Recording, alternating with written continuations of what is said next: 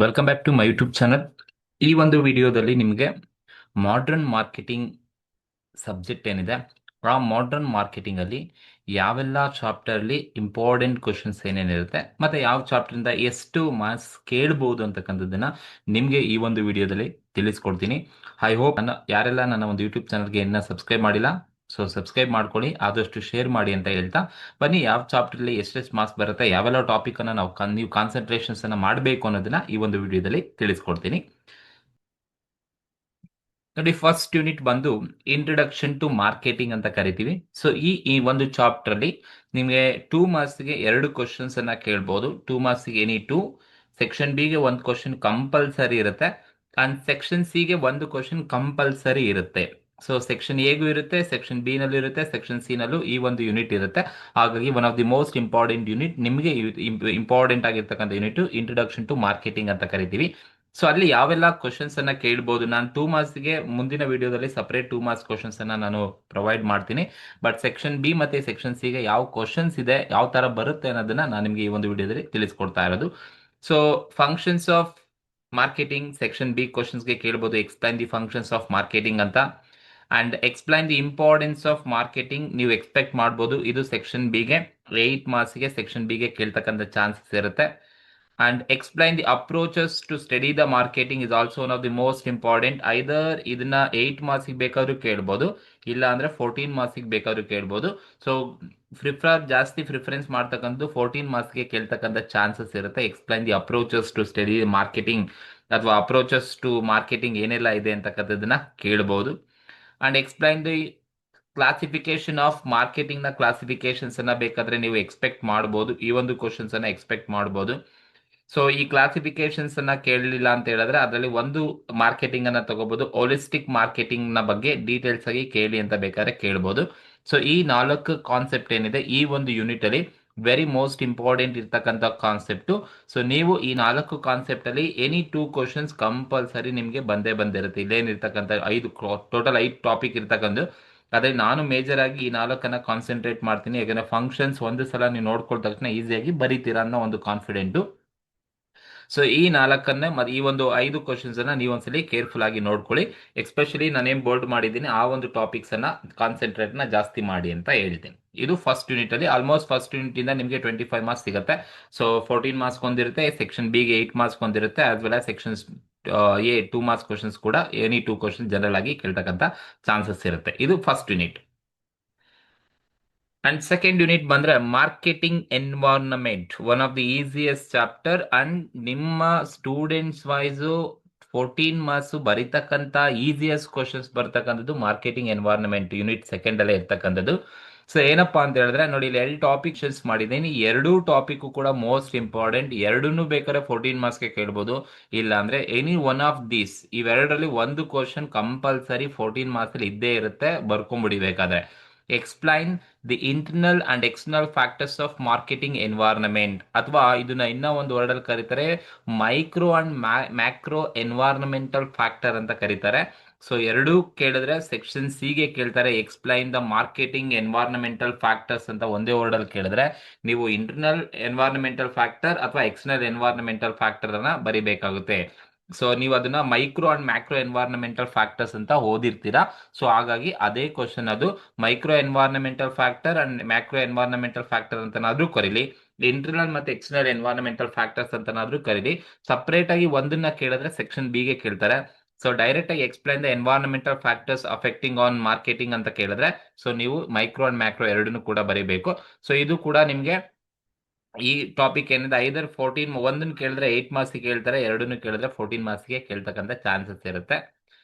And explain the base for market segmentation, one of the most important 14 marks ಕೇಳ್ತಕ್ಕಂಥ question ಇದು. Explain the basis of market segmentation ಅಂದ್ರೆ market segmentations ಅಂದ್ರೆ ಏನು, explain the basis of market segmentation ನ ಹೇಗೆ ಮಾಡ್ತಾರೆ ಅಂತಕ್ಕಂಥ 14 ಮಾರ್ಕ್ಸ್ಗೆ ಕೇಳ್ತಕ್ಕಂಥ ಚಾನ್ಸಸ್ ಇರುತ್ತೆ.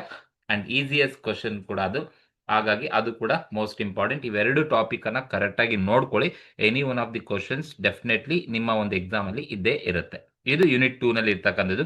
ಇದ್ರ ಜೊತೆಗೆ ಬೇಕಾದ್ರೆ ನೀವು ನೋಡ್ಕೊಳ್ತೀರಾ ಅಂದ್ರೆ most important chapter and you can expect any two questions in section C only. Section C ನಲ್ಲಿ ಎರಡು ಕ್ವಶನ್ಸ್ ಅನ್ನ ಯಾವ್ದಾದ್ರು ಚಾಪ್ಟರ್ ಅಲ್ಲಿ ಕೇಳಬಹುದು ಅಂತ ಹೇಳಿದ್ರೆ ಅದು ಯೂನಿಟ್ 3 ನಲ್ಲಿ ಇರ್ತಕ್ಕಂಥದ್ದು.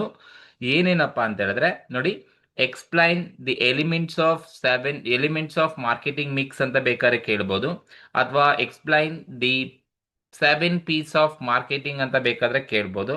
ಸೊ ಅಥವಾ explain the components of marketing ಅಂತ ಬೇಕಾದ್ರೆ ಕ್ವಶನ್ಸ್ ಅನ್ನ ಕೇಳ್ಬೋದು. ಸೊ ಎಲ್ಲದೂ ಒಂದೇ. ಎಲಿಮೆಂಟ್ಸ್ ಅಥವಾ ಮಾರ್ಕೆಟಿಂಗ್ ಮಿಕ್ಸ್ ಏನು ಎಲಿಮೆಂಟ್ಸ್ ಇದೆ, ಕಾಂಪೋನೆಂಟ್ಸ್ ಇದೆ, ಅಥವಾ ಎಕ್ಸ್ಪ್ಲೈನ್ 7 P's ಅಂತ ಕೇಳ್ಬೋದು ಒಂದು ಕ್ವಶನ್. ಇದು ಲಾಸ್ಟ್ ಇಯರ್ ಕೂಡ ಈ ಒಂದು ಕ್ವಶನ್ಸ್ ಅನ್ನ ಕಾಂಪೋನೆಂಟ್ಸ್ ಆಫ್ ಮಾರ್ಕೆಟಿಂಗ್ ಮಿಕ್ಸ್ ಅನ್ನ ಬರೀರಿ ಅಂತ ಕೇಳಿದ್ದಾರೆ. ಆ ಕ್ವಶನ್ಸ್ ಕೂಡ ಕೇಳಬಹುದು. 14 ಮಾರ್ಕ್ಸ್ ಆರ್ ಸೆಕ್ಷನ್ 8 ಅಥವಾ 14 ಯಾವ್ದಕ್ಕೆ ಬೇಕಾದ್ರೂ ಸೂಟೇಬಲ್ ಇರುತ್ತೆ.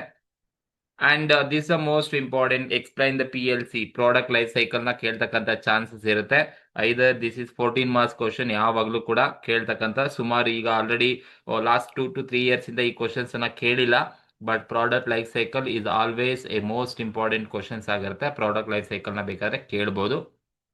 And explain the process of new product development. ನೋಡಿ, ನಿಮಗೆ ಪ್ರಾಡಕ್ಟ್ ಲೈಫ್ ಸೈಕಲ್ ಕ್ವಶನ್ ಕೇಳಿಲ್ಲ ಅಂದ್ರೆ ನ್ಯೂ ಪ್ರಾಡಕ್ಟ್ ಡೆವಲಪ್ಮೆಂಟ್ನೇ ಅವ್ರು ಕೇಳ್ತಕ್ಕಂಥದ್ದು. ಇದು ಕೂಡ ಒಂದು ಮೋಸ್ಟ್ ಇಂಪಾರ್ಟೆಂಟ್. ಇದು ಕೂಡ 14 ಮಾರ್ಕ್ಸ್ಗೆ ಕೇಳ್ತಕ್ಕಂಥ ಒಂದು ಕ್ವಶನ್. ನ್ಯೂ ಪ್ರಾಡಕ್ಟ್ ಡೆವಲಪ್ಮೆಂಟ್ ಕೂಡ 14 ಮಾರ್ಕ್ಸ್ ಕ್ವಶನ್ಸ್. ಇವೆಲ್ಲ ಮಾರ್ಕೆಟಿಂಗ್ ಮಿಕ್ಸ್ ಅಲ್ಲಿ ಇರ್ತಕ್ಕಂಥ ಮೋಸ್ಟ್ ಇಂಪಾರ್ಟೆಂಟ್ ಟಾಪಿಕ್. ಇದರ ಜೊತೆಗೆ ಸೊ ಈ ಮೂರು ಟಾಪಿಕ್ ಅನ್ನು ನೀವು ಓದಲೇಬೇಕು. Factors of affecting on pricing ಮೇಲೆ ಯಾವೆಲ್ಲ 5 ಫ್ಯಾಕ್ಟರ್ಸ್ ಇನ್ಫ್ಲೂಯೆನ್ಸ್ ಮಾಡುತ್ತೆ, 14 ಮಾರ್ಕ್ಸ್ ಅಥವಾ 8 ಮಾರ್ಕ್ಸ್ಗೆ ಕೇಳ್ತಕ್ಕಂಥ ಕ್ವಶನ್.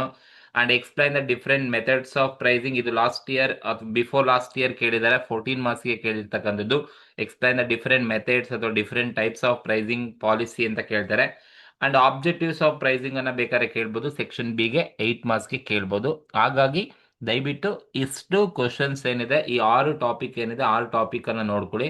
ಐ ಥಿಂಕ್ ಒಂದು ಕ್ವಶನ್ ಸೆಕ್ಷನ್ ಬಿಗೆ ಇರುತ್ತೆ, 2 ಕ್ವಶನ್ ಸೆಕ್ಷನ್ ಸಿಗೆ ಕಂಪಲ್ಸರಿ ಬರ್ತಕ್ಕಂಥ ಚಾನ್ಸಸ್ ಇರುತ್ತೆ. ಎಸ್ಪೆಷಲಿ ಈ ಯೂನಿಟ್ ವೆರಿ ಮೋಸ್ಟ್ ಇಂಪಾರ್ಟೆಂಟ್. ಯಾಕೆಂದ್ರೆ ಅಲ್ಲಿ ಮಾರ್ಕೆಟಿಂಗ್ ಮಿಕ್ಸು ಕೊಟ್ಟಿದ್ದಾರೆ, ಪ್ರೈಸಿಂಗ್ ಕಾನ್ಸೆಪ್ಟ್ ಕೊಟ್ಟಿದ್ದಾರೆ. ಪ್ರೈಸಿಂಗ್ ಇಂದ ಒಂದು ಕ್ವಶನ್ ಕಂಪಲ್ಸರಿ ಇರುತ್ತೆ. ಪ್ರೈಸಿಂಗ್ ಅಲ್ಲಿ ಏನ್ ಕ್ವಶನ್ಸ್ ಇದೆ ಅಂದ್ರೆ, ಪ್ರೈಸಿಂಗ್ ಅಲ್ಲಿ 3 ಟಾಪಿಕ್ ಕೇಳ್ತಕ್ಕಂಥದ್ದು. ಅಥವಾ ಫ್ಯಾಕ್ಟರ್ಸ್ ಕೇಳಬೇಕು, ಇಲ್ಲ ಆಬ್ಜೆಕ್ಟಿವ್ಸ್ ಕೇಳ್ತಾರೆ, ಇಲ್ಲ ಮೆಥಡ್ಸ್ ಅನ್ನ ಕೇಳ್ತಾರೆ. ಇನ್ನ ಪ್ರಾಡಕ್ಟ್ ಲೈಫ್ ಸೈಕಲ್ ಅಥವಾ ಪ್ರಾಡಕ್ಟ್ ನ್ಯೂ ಡೆವಲಪ್ಮೆಂಟ್ ಪ್ರೋಸೆಸ್, ಇಲ್ಲಾಂದ್ರೆ ಮಾರ್ಕೆಟಿಂಗ್ ಮಿಕ್ಸ್ ಅನ್ನ ಕೇಳ್ಬೋದು. ಸೊ ಈ ಚಾಪ್ಟರ್ ನ ದಯವಿಟ್ಟು ಹೆಚ್ಚು ಕಾನ್ಸಂಟ್ರೇಷನ್ಸ್ ಅನ್ನ ಮಾಡಿ ಇಷ್ಟು ಟಾಪಿಕ್ ಅನ್ನ ದಯವಿಟ್ಟು ಓದ್ಕೊಳ್ಳಿ ಅಂತ ನಾನು ಸಜೆಷನ್ಸ್ ಅನ್ನ ಮಾಡ್ತೀನಿ ನಿಮಗೆ. ಇಷ್ಟು ಟಾಪಿಕ್ ಅನ್ನ ಓದ್ಕೊಳ್ಳಿ. 2 ಕ್ವಶನ್ ಸೆಕ್ಷನ್ ಸಿಗೆ ಬೇಕಾದ್ರೆ ನೀವು ಎಕ್ಸ್ಪೆಕ್ಟ್ ಅನ್ನ ಮಾಡ್ಬೋದು. ಮಿನಿಮಮ್ ಒಂದು ಕ್ವಶನ್ ಕಂಪಲ್ಸರಿ ಇರುತ್ತೆ. ಮ್ಯಾಕ್ಸಿಮಮ್ ಈ ಯೂನಿಟ್ ಅಲ್ಲಿ 2 ಕ್ವಶನ್ಸ್ ಅನ್ನ ನೀವು ಎಕ್ಸ್ಪೆಕ್ಟ್ ಮಾಡಬಹುದು. ಇದು ಯೂನಿಟ್ 3 ಇರ್ತಕ್ಕಂಥದ್ದು. ಅಂಡ್ ಯೂನಿಟ್ ಬಂದು principles and drives of new marketing environment ಅಂತ ಇದೆ. ಸೊ ಇಲ್ಲಿ ಕೂಡ ಅಷ್ಟೇ, ಸೆಕ್ಷನ್ ಎಗೆ 1-2 ಕ್ವಶನ್ ಮೀನಿಂಗ್ಸ್ ಅನ್ನ ಕೇಳ್ತಾರೆ. ಸೆಕ್ಷನ್ ಬಿಗೆ 1 ಕ್ವಶನ್ಸ್ ಇರುತ್ತೆ. ಸೆಕ್ಷನ್ ಸಿಗೆ 1 ಕ್ವಶನ್ಸ್ ಕಂಪಲ್ಸರಿ ಕೇಳ್ತಾರೆ. ಈ ಚಾಪ್ಟರ್ 1 ಕ್ವಶನ್ ಸೆಕ್ಷನ್ ಸಿಗೆ ಇದ್ದೇ ಇರುತ್ತೆ.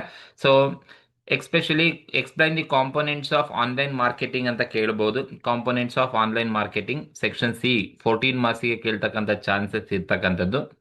And explain the internet relationship with business world ಅಲ್ಲಿ ಏನು ಇಂಟರ್ನೆಟ್ ರಿಲೇಶನ್ಶಿಪ್ ಅನ್ನ ಬರೀರಿ, ಅಂದ್ರೆ ಫೀಚರ್ಸ್ ಆಗಿರ್ಬೋದು, ಅಥವಾ ಅಡ್ವಾಂಟೇಜಸ್ ಆಗಿರ್ಬೋದು, ಚಾಲೆಂಜಸ್ ಆಗಿರ್ಬೋದು, ಅದನ್ನ ನೀವು ಬರಿಬೇಕಾಗುತ್ತೆ. ಇದು ಸೆಕ್ಷನ್ಸ್ ಬಿಗೆ ಕೇಳ್ತಕ್ಕಂಥ ಚಾನ್ಸಸ್ ಇರುತ್ತೆ.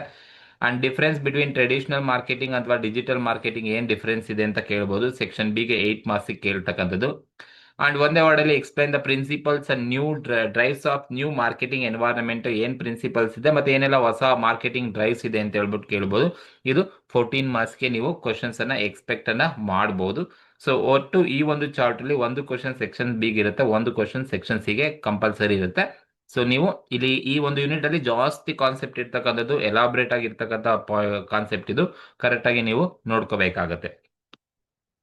ಅಂಡ್ ಯೂನಿಟ್ 5 ನ ನೀವು ಬೇಕಾದ್ರೆ ಆಪ್ಷನ್ಸ್ ಆಗಿ ತಗೊಳ್ಳಿ ಅಂತ ಹೇಳ್ತೀನಿ. ಯಾವಾಗ ನೀವು ಫಸ್ಟ್ 4 ಚಾಪ್ಟರ್ ನ ಕರೆಕ್ಟ್ ಆಗಿ ಓದ್ಕೊಂಡಿದ್ದೀರಾ ಅಂದ್ರೆ ಯೂನಿಟ್ 5 ನ ಬೇಕಾದ್ರೆ ನೀವು ಆಪ್ಷನ್ಸ್ ಆಗಿ ಇಟ್ಕೊಳ್ಳಿ. ಈ ಒಂದು explain the importance and role of ethics in marketing ಅಂತ ಒಂದು ಕ್ವಶನ್ ಸೆಕ್ಷನ್ಸ್ ಬಿಗೆ ಕೇಳ್ಬೋದು. ಅಥವಾ ಸಪೋಸ್ ಏನಾದ್ರೂ ಈ ಚಾಪ್ಟರ್ ಇಂದನೂ ಸೆಕ್ಷನ್ ಸಿಗೆ ನಾವು ಕೇಳೋಣ ಅಂತ ಹೇಳಿದ್ರೆ, explain the recent trends in marketing ಅನ್ನ ಬೇಕಾದ್ರೆ ಕೇಳ್ಬೋದು. ಅವಾಗ ನೀವು ಎಲ್ಲಾ ಟ್ರೆಂಡ್ಸ್ ಅನ್ನು ಕೂಡ ಬರೀಬೇಕಾಗುತ್ತೆ. ಅಂಡ್ ಲಾಸ್ಟ್ ಇನ್ನೊಂದು ಕ್ವಶನ್ಸ್ ಈ ಚಾಪ್ಟರ್ ಇಂದ ಯಾವ್ದಾದ್ರು ಬಂದ್ರೆ, ಎಕ್ಸ್ಪೆರಿಮೆಂಟಲ್ ಮಾರ್ಕೆಟಿಂಗ್ ನ ಬೆನಿಫಿಟ್ಸ್ ಅಥವಾ ಫೀಚರ್ಸ್, ಚಾಲೆಂಜಸ್ ಬರೀರಿ ಅಂತ ಬೇಕಾದ್ರೆ ಕೇಳ್ಬೋದು. ಸೊ ನನ್ನ ಸಜೆಷನ್ಸ್ ಏನಪ್ಪಾ ಅಂತ ಹೇಳಿದ್ರೆ, ಸೊ ಈ 3 ಟಾಪಿಕ್ ಅನ್ನ ಓದ್ಕೊಳ್ಳಿ. But first and second and third unit ಅನ್ನ ತರೋವಾಗಿ ಓದ್ಕೊಳ್ಳಿ. ನಿಮಗೆ 3 ಕ್ವಶನ್ಸ್ ಸೆಕ್ಷನ್ ಸಿ ನಲ್ಲಿ ಆರಾಮಾಗಿ ಅಲ್ಲಿ ಈಸಿ ಇರ್ತಕ್ಕಂಥ ಚಾಪ್ಟರ್ ಅಲ್ಲಿ ಸಿಗುತ್ತೆ. ಅಂಡ್ ಸೊ ಹಾಗಾಗಿ ಮೋಸ್ಟ್ ಇಂಪಾರ್ಟೆಂಟ್ ಆಗಿ ನೀವು first and second and third unit ಅನ್ನ ಕಾನ್ಸಂಟ್ರೇಷನ್ಸ್ ಅನ್ನ ಮಾಡಿ. ಹಾಗೆ ಈ ವಿಡಿಯೋ ನಿಮ್ಗೆ ಏನಾದ್ರು ಈ ವಿಡಿಯೋ ಇಷ್ಟ ಆದರೆ ದಯವಿಟ್ಟು ಶೇರ್ ಮಾಡಿ, ಸಬ್ಸ್ಕ್ರೈಬ್ ಮಾಡಿ. ಹಾಗೆ ನಿಮ್ಗೆ ಏನಾದರೂ ಈ ಒಂದು ವಿಡಿಯೋದಲ್ಲಿ ಡೌಟ್ಸ್ ಇದೆ, ಕ್ಲಾರಿಫಿಕೇಶನ್ಸ್ ಬೇಕು ಅಂತ ಹೇಳಿದ್ರೆ ಕಮೆಂಟ್ ಬಾಕ್ಸ್ ಯಾವಾಗಲೂ ನಿಮಗೋಸ್ಕರ ಆನ್ ಆಗಿರುತ್ತೆ. ಕಮೆಂಟ್ ಕೂಡ ಮಾಡ್ಬೋದು, ನಾನು ಅದಕ್ಕೆ ರಿಪ್ಲೈನ ಕೊಟ್ಟೆ ಕೊಡ್ತೀನಿ. Okay, so thank you very much.